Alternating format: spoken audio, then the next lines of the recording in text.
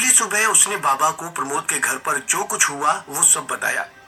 बाबा ने बहुत ध्यान से सुना और उन्होंने उसे एक सलाह दी। सबसे पहले तुम्हें ये पता लगाना होगा कि वो तुमसे कुछ छिपा रहा है, तो फिर तुमसे इस मामले को सुलझाने के लिए कहने क्यों चला आया। बाबा ने बहुत ज्यादा बात नहीं की, लेकिन शुभम के दिमाग में ये बात सारा दिन चलती रही। आधी रात में शुभम के फोन की घंटी बजी। ये प्रमोद का ही कॉल था। शुभम ने कहा, प्रमोद जी, इतनी देर क्यों हो गई। मास्टर, शुभम मास्टर, यहाँ आओ, मैंने बिल्ली देखी। उसकी आवाज कांप रही थी और उसने डर के मारे अपनी आवाज धीमी कर ली। शुभम को समझ आया कि ये कोई नाटक नहीं कर रहा है। वो तुरंत उठा और जाने के लिए निकल पड़ा। उसने अजय को भी इस बार साथ नहीं लिया। वो इतनी गहरी नींद में था कि वो उसे परेशान करना नहीं चाहता था। जब वो वहां पहुंचा तो देखा कि इस समय वहां लाइट नहीं थी, जो कि बड़ी अजीब सी बात थी, क्योंकि अमीरों का इलाका आधी रात में रोशनी से जगमगाता रहना चाहिए। लेकिन प्रमोद के विला में अंधेरा था। उसने धीरे से दरवाजा खटखटाया। तभी अंदर से प्रमोद की कांपती हुई आवाज आई, मास्टर तुम हो? हाँ, दरवाजा खोलो। ये बोलते हुए उसने अपने हाथों में दोनों रुद्राक्ष और स्वास्तिक रख ली। जैसे ही दरवाजा खुला, खून की तेज गंध आई। प्रमोद सामने खड़ा था। उसका पूरा शरीर खून से लथपथ था और उसके कपड़े बहुत सारे सफेद बालों से सने हुए थे। क्या हुआ? आपने लाइट क्यों नहीं जलाई?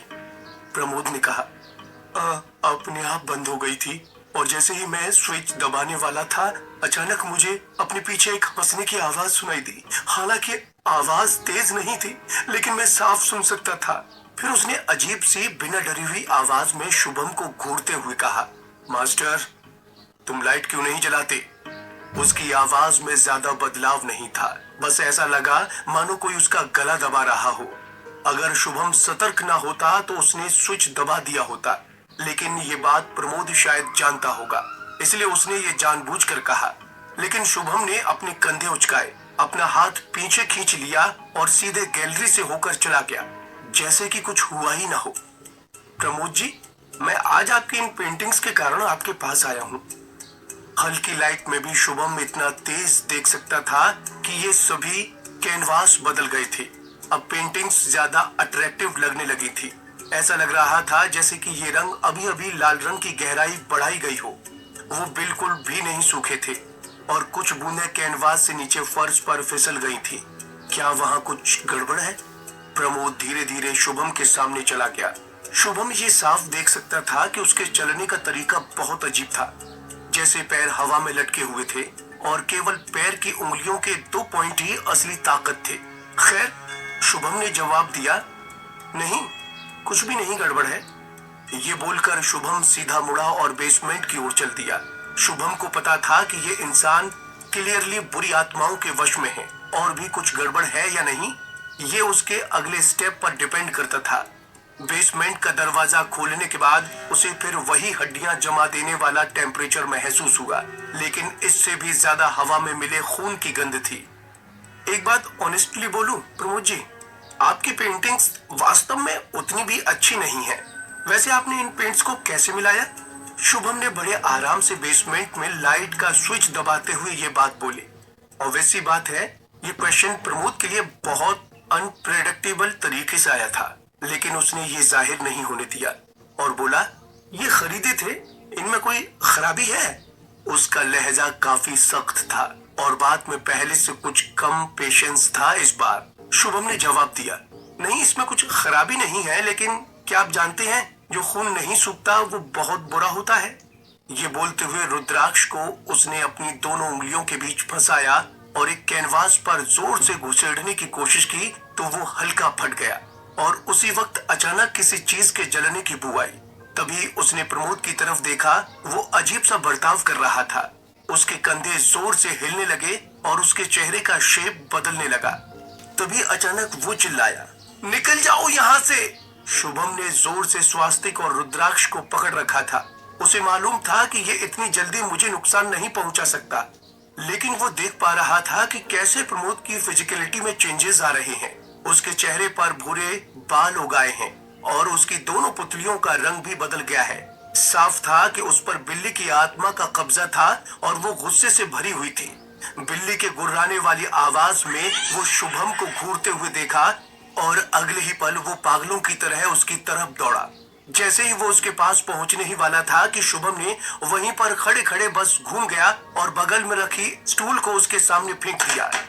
उसने सोचा था कि ये उसकी स्पीड को धीमा करेगा, लेकिन उसने ये नहीं ध्यान दिया कि अभी जो प्रमोद है उसमें कई सारी ऐसी एबिलिटीज हैं जो एक बूढ़े इंसान में नहीं थी। इसकी ये हालत देखकर उसे अपने अंजनी दादाजी की याद आ गई। वो भी 80 साल के होने के बावजूद जब वो आत्मा के वश में थे तो भयंकर ताकतवर हो गए थे, लेकिन उसे ये भी याद आया कि उस आत्मा के निकलते ही उनकी मौत हो गई थी। और अगर ये मर गए तो इस सब के पीछे कौन है, इसका कोई सबूत तो नहीं मिलेगा। लेकिन उससे भी बड़ी बात, शुभम के लिए खुद को माफ कर पाना मुश्किल हो जाएगा। इसलिए शुभम के पास वक्त बहुत कम था। प्रमोद तेजी से हाँफ रहा था। उसने अचानक अपना पैर उठाया और पलटकर शुभम पे हमला कर दिया। इस वक्त जब वो एकदम हवा में था तब बिल्ली की आत्मा की मौजूदगी फुली एंड क्लियरली देखी जा सकती थी और उसकी आंखों में एविलनेस देखा जा सकता था। अगर शुभम उसके पंजों का शिकार होता तो पता नहीं वो किस हालत में होता, लेकिन वो किसी तरह पलटा और बिल्ली की आत्मा सहित प्रमोद सामने जा गिरा। और उसी वक्त शुभम की नजर गई उन पेंट्स पर जो बिल्ली के खून से तैयार किए गए हैं। इसीलिए तो बेसमेंट में इतनी गंध थी। उसकी पावर को कम करने या खत्म करने का एकमात्र तरीका कैनवास को पूरी तरह से नष्ट करना था। बिल्ली पेंटिंग्स को नुकसान नहीं पहुंचा सकती थी तो वो कैनवास पर झपट्टे भी नहीं मारती। इसलिए शुभम ने कैनवास के इर्द गिर्द ही घूमना शुरू कर दिया और साथ ही एक एक करके सारे कैनवास को छेदता रहा। जितनी बार वो किसी कैनवास को बर्बाद करता, प्रमोद इंसान और बिल्ली की मिक्स आवाज में जोर से चिल्लाता। यही करते करते वो बेसमेंट से बाहर आ गया। प्रमोद भी उसका पीछा कर रहा था, लेकिन उसने निकलते ही प्रमोद के घुसने से पहले बेसमेंट का मेन गेट बंद कर दिया और बोला, तुम बस अंदर रहो, मैं तुम्हें बाहर नहीं जाने दे सकता। ये बोलने के बाद उसने विला की सारी लाइटें चालू कर दी और बाकी की ऑयल पेंटिंग्स भी अब उसकी आंखों के सामने थी। जब वो पहली बार यहाँ आया था तभी इन पेंटिंग्स से उसका ध्यान खींच लिया था। उसका कारण पेंट है। बिल्ली का खून बहुत बुरा होता है और प्रमोद ने तो अनगिनत बिल्लियों का वध किया था। शुभम को कहानी समझ आ गई थी। खून में मिक्स्ड पेंट का यूज पेंटिंग के लिए किया जाता है और एक एक पेंटिंग कई बिल्लियों की दुश्मनी को एक साथ जन्म दे रही थी। वो आक्रोश किसी के लिए भी जानलेवा हो सकता है। शुभम अपने आप बड़बड़ाया, अब मैं तुम्हें जला दूंगा ताकि तुम किसी और को चोट न पहुंचाओ। उसने लाइटर दबाया और आग की लपटें उठी और कुछ ही सेकंड में सारे कैनवास आग की लपटों में गायब हो गए। जितनी ज्यादा पेंटिंग्स आग के झोंके में जाती, प्रमोद के चिल्लाने की भयानक आवाज बढ़ती जाती। वो इतनी जोर से दरवाजे को लगातार पीट रहा था कि लग रहा था कि दरवाजा टूट जाएगा। दरवाजे के पैनल को नाखूनों से खरोंचने की आवाज इतनी तेज थी कि बाहर तक सुनाई दे रही थी। शुभम को बस यही डर था कि सारी पेंटिंग्स के जलने के पहले कहीं दरवाजा ना टूट जाए। लेकिन कुछ ही टाइम में पेंटिंग जलकर खत्म हो गई और उसी के साथ एक आखिरी चीख के बाद प्रमोद की आवाज आना भी बंद हो गई।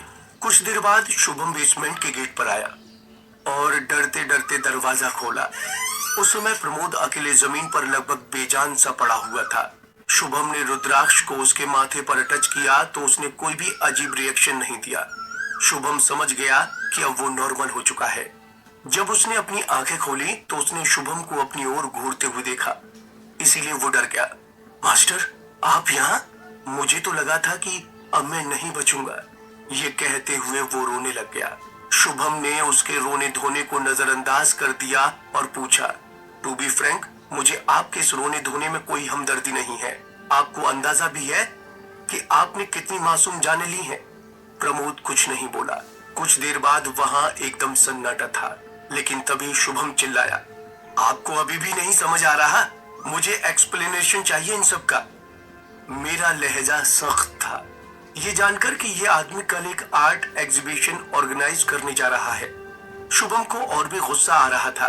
तभी प्रमोद बोला, मैं एक्सेप्ट करता हूँ कि मैंने इन बिल्लियों को मार डाला, लेकिन मेरी अपनी प्रॉब्लम्स, अपनी मुश्किलें भी हैं। एक पेंटर के तौर पर अगर मेरी painting different and enough attractive नहीं है तो मेरा होना ना होना तो बराबर है। शुभम के अंदर गुस्सा तो बहुत था, लेकिन अब वो बहस नहीं करना चाहता था। उसने उसे बस एक वार्निंग दी, अगर आपने कल आर्ट एग्जीबिशन ऑर्गेनाइज किया तो आपकी मौत को मैं नहीं रोक पाऊंगा। ये हमारी बातचीत का दी एंड समझिए, बाकी आप समझदार हैं। ये सब बोलकर जब वो बाहर निकला तो उसे लगा कि जैसे उसके मन को बड़ा हल्का फील हो रहा था। ऐसे लगा जैसे सारी तकलीफें गायब हो गई थीं। लेकिन जब वो वापस घर आया तो अगले ही दिन उसे सुनने में आया कि प्रमोद ने वार्निंग के बाद भी एग्जीबिशन ऑर्गेनाइज किया।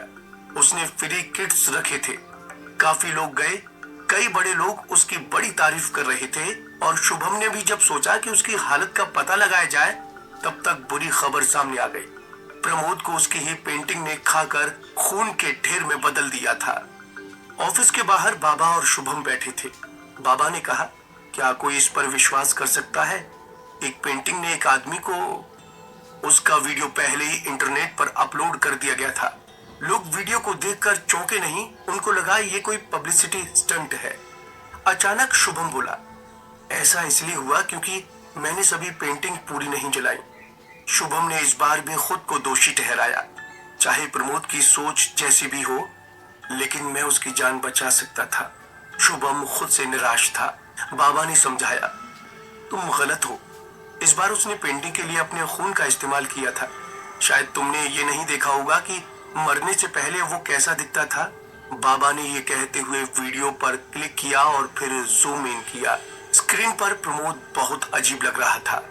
बाबा ने वीडियो रोका और बोले, देखो, ये एक बिल्ली है जिसने प्रमोद के खून से पेंटिंग बनाई है। आगे से ऐसे केसेस में दखल मत देना। तुम अभी इतने भी योग्य नहीं हो। मैं नहीं चाहता कि तुम्हें अपनी जान से हाथ धोना पड़ जाए। शुभम ने बाबा की चेतावनी पर बात मानने का इशारा करने के लिए हाँ में सिर हिलाया। उसे बाबा की बात कुछ हद तक सही भी लगी। उसने सोचा कि बात तो सही है, मैं इस दुनिया को उतनी भी गहराई से नहीं जानता हूँ जितनी चाहिए, और मैं हमेशा सभी सिचुएशंस को अपने हिसाब से बदलना चाहता हूँ।